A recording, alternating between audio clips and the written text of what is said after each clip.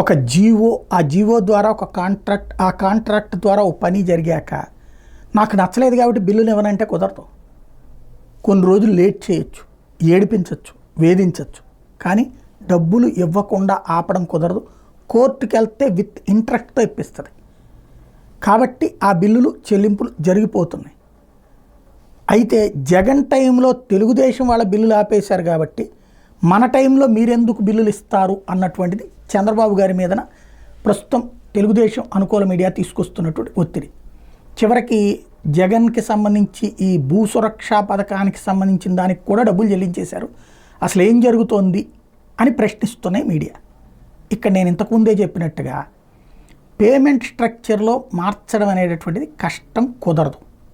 But ఇవి ఇవ్వాలి వేగంగా అంటే దాని వెనకాల సంబడి ఎవరో ఉంటారు.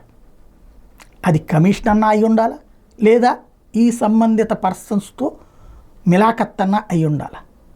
అది ఏంటి అన్నది వెతకాలు తప్పించి బాబుగారు చెప్పిన కింద తేడా వస్తుంది అని చెప్పుకుంటే ప్రయోజనం ఉండదు.